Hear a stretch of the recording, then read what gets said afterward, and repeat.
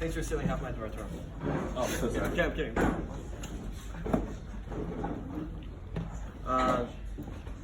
Before the Rav, or Bam, there's a story that takes place around this time of year. So the story takes place around this time of year, around the second half of the Omer, of this rabbi that's traveling through Europe. And he stops off on this town, and this town is known for having this really, really, amazing kosher of a doctor. And the people of the town are like, oh, it would be such an honor if the Rebbe, if you could, get a checkup from this doctor. He says, okay, fine. So he goes to the doctor, he gets a checkup, the doctor does whatever, a doctor does. And he gets to the point where the doctor is checking the heart rate and the blood pressure of the rabbi. And he notices that it's high. He's like, Rabbi, your blood pressure, your heart rate's very high. What's the problem?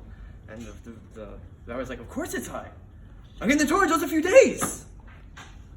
So, as he said, as Effie said beautifully before, we are counting up towards the end of the Omer to Shavuot. We're going to get the Torah, but for most people, that's just what it is. So, it's not just what it is, but they're counting up to Shavuot. With us, we're counting up to the end of Yeshiva. The idea is that the numbers go up because, yes, we're going up in holiness, but we're also going up in excitement. We're getting closer and closer to getting the Torah. It's not like if you count down 3, 2, 1, it's like 3, 2, 1, Happy New Torah! That doesn't work. Sorry. So we're counting up in our excitement to getting the Torah. To getting the Torah. And we're counting up to the excitement of going out into the world and taking what we learned from Yeshiva into the new world. But we also always have a job to be a good Jew. Whatever that means to you, you could figure that out for your own. But it says in last week's parsha that Aaron and his sons, they had a job. Their job was to, work in the Mishkan and subsequently the Beit HaMikdash. In this week's parsha, which I'm supposed to fit that in apparently, it says that the Gershoni and the Merari, their job is to work in the Olam Moed, and then even when they're traveling, they also have a job. Their job is to carry the different pieces of the Mishkan. So to each of us, when we go out, it's our job to always be a good Jew. Again, whatever that means to you. And when we go out into the real world, well, not the real world, but the other world, the Western world, that's just what we're supposed to do. I'd like to end with one last thought.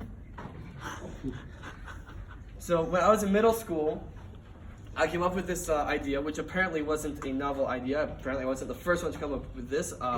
Because I brought this idea to the Rosh Yeshiva of my middle school, and I said, yes, that was an idea that was brought by some other rabbi, whose name I don't remember, because this was, 4 or 5 years ago. But the idea was that if you take the first word and the last word of the Torah, it creates a little, pasuk, Bereshit Yisrael, because that's what the Torah is. Really, the Torah is the beginning of Israel. So I'm like, you know what? I'm going to do that for this year. So I decided I'd look at the first word of the first parsha of our year and the last word of our parsha for this year. So it turns out that it works out very well.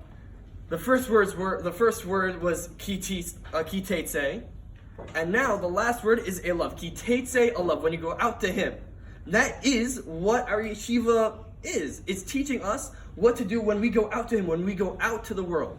The Torah is basically just giving us a blessing that when we go out to the world, that we will be successful in everything that we do, and we will all be zocheh for that bracha, that blessing to come to fruition.